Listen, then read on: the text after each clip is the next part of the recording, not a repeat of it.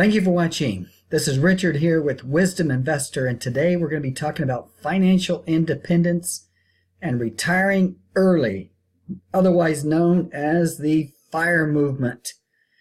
We're going to discuss this FIRE movement and how to retire early with financial independence. Keep in mind, this particular movement and this strategy applies to all ages. Now, I'm going to refer to certain ages in here, but all the principles here apply to anybody in any situation. You can apply this. You just need to do it at your own level.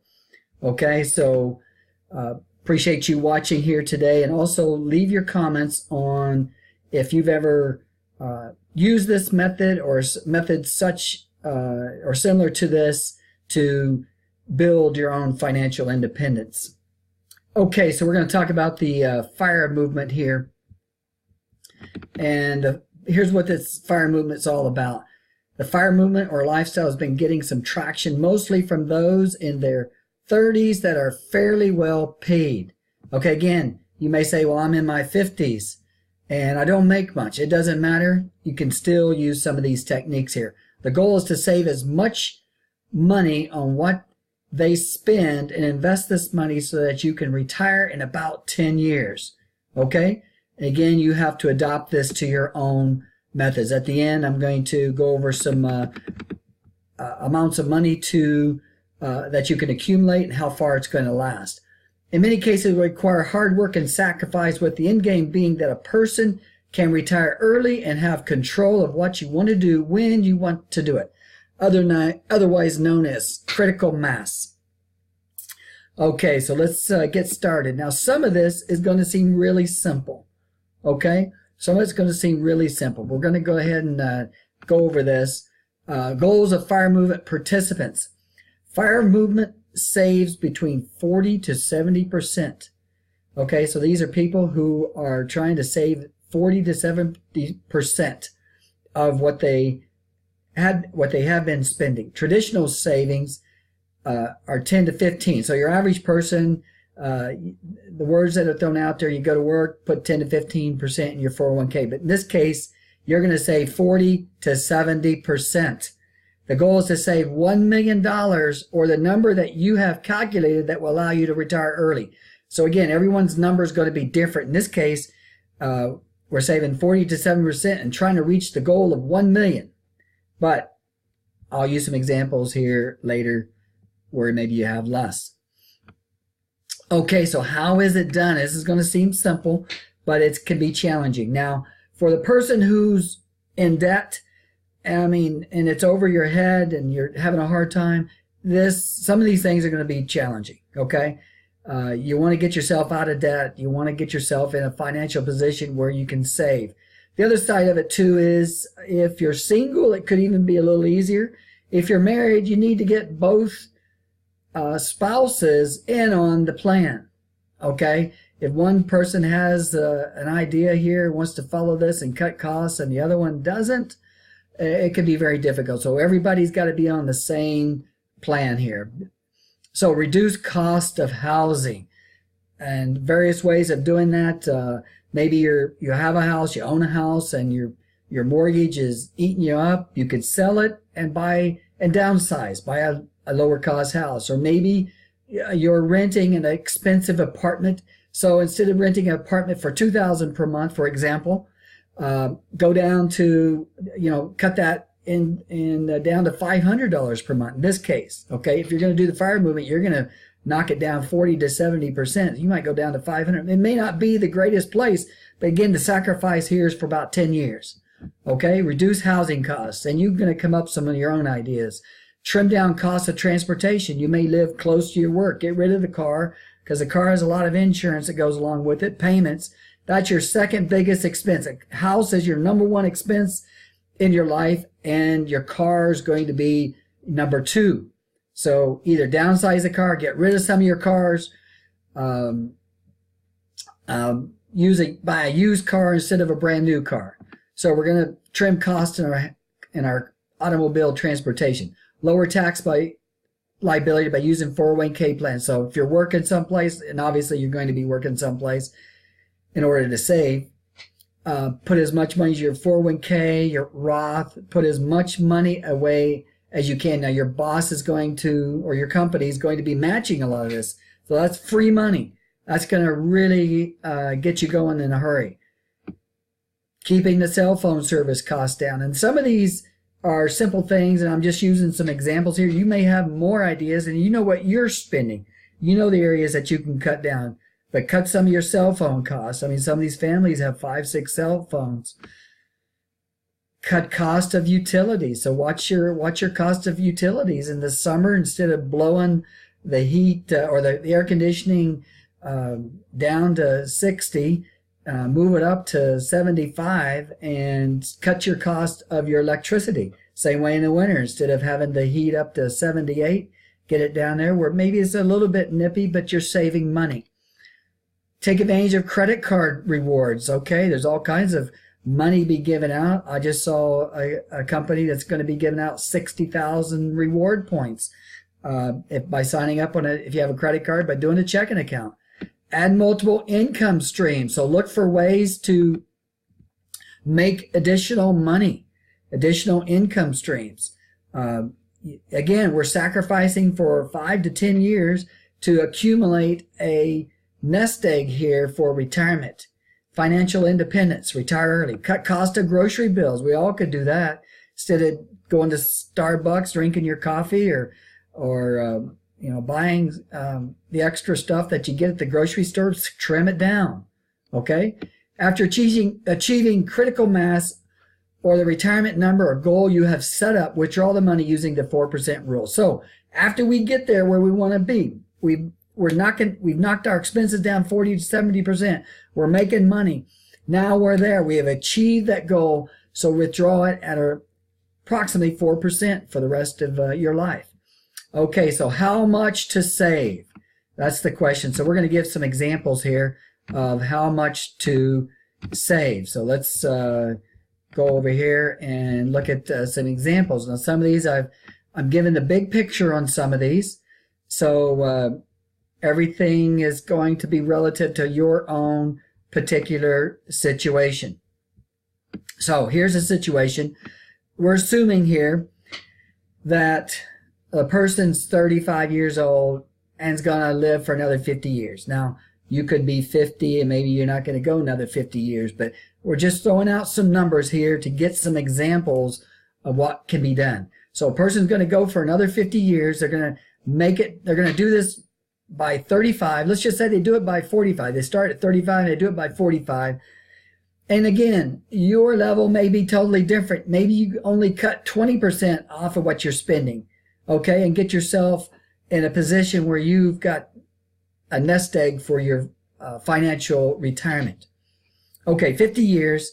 If a person was 45, that's going to put them to 95. At 35, puts them at 85. I'd say, again, this is going to be a good example. And how much do you spend per year? Well, in this case, we're going to have $500,000 saved up, and we're going to spend $25,000 per year. I've kind of already pre-worked these numbers to give us some ideas, but this is an example getting up to $500,000, and you say, I want to retire, and you're going to have to invest that money. It's got to last you. So this is investing 70% in stocks, 20% in bonds, 10% in cash. Again, always have an emergency fund of 6 months savings. And you're going to live fairly inexpensive. That's $2,000 a month.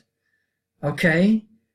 Where are you going to live for $2,000 per month? I mean, you're going to have to be cutting back in this situation. But you're going to have financial independence. You're going to have critical mass. You're going to be doing what you want to do when you want to do it. Okay? And so your chance of doing this is 62%. 500,000 going for the next 50 years and investing it and spending 25. Now, if you spend 35,000, your chances of making $500,000 last for 50 years becomes a little bit tougher. So you may want to increase that number if you can. Again, if you're, say, 50 and you say, well, there's no way I can get 500,000 in 10 years or 15 years, get what you can get save as much as you can and build an nest egg. Start with something, even if you're putting away $5 a month, get started and put away something. Okay, so this is an example. Let's go to example number 2. Again, we got 50 years. Now we've saved $1 million. This is somebody who has put away more money, made more money, and was able to do it. By the way, I'm giving you an example about myself here in just a second here. Now your expenses are $35,000 per year, okay? And investing it, you got an 87% chance of making it with $1 million, and you're, say, 35 years old. Okay, now you may not need $1 million if you're 55 years old. You might be able to do pretty good with $200,000 or $300,000, plus your Social Security.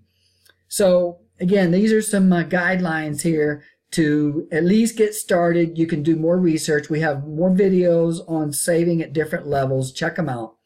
Here's an example. This person is really doing good. They had some good investments, real estate, maybe their own business. They put away $5 million, and they're going to be do for 50 years.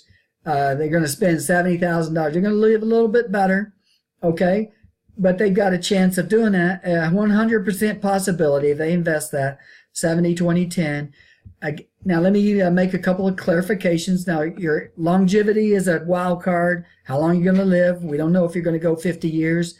Another thing is, are you taking your money out in good years or bad years? That can influence the results, and taxes too. We're not talking about taxes here, but we're looking at the big picture of getting something started and to put yourself in a position.